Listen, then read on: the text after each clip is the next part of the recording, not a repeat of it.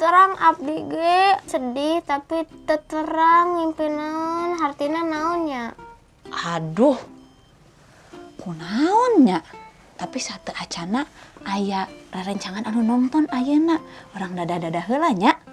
Sampurasun. Wilujeng tepang deui di acara Caki Carita Kitab Suci sareng Teh Ila jeung Mega. Tah, Mega Teh Ila ge teu terang Mega teh ngimpi naon komo deui hartina. Nah, Mega eta teh nyemutan Teh Ila kacaritana Raja Nebukadnezar. Mega terang Raja Nebukadnezar? Raja Nebukadnezar teh sami sareng Mega gaduh hiji ngimpi tapi anjeunna teu terang ngimpina naon hartina ge naon. Janten Raja Nebukadnezar naros ka para penasehat raja. Tapi para penasehat raja ge teu keresaeun nyaritakeun ka Raja Nebukadnezar.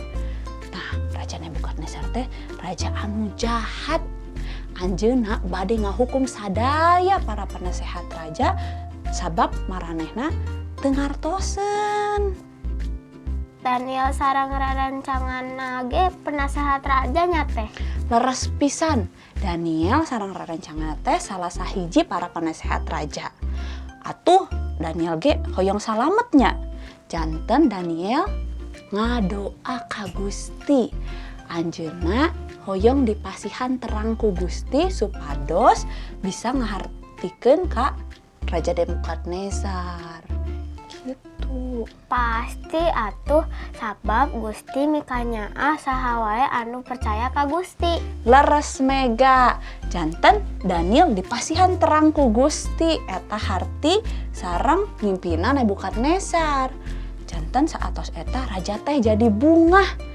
Saatos Daniel bisa ngartikeun ngimpi kanggo raja eta.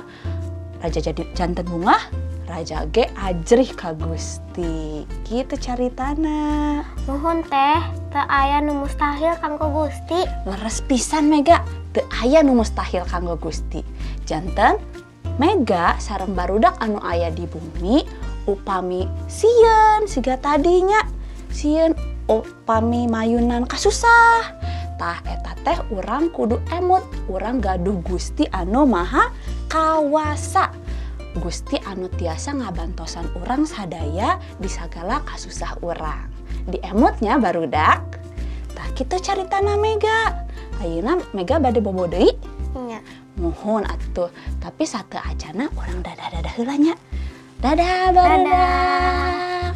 Patepang deui di sanes waktosnya, Gusti Yesus ngaberkahan.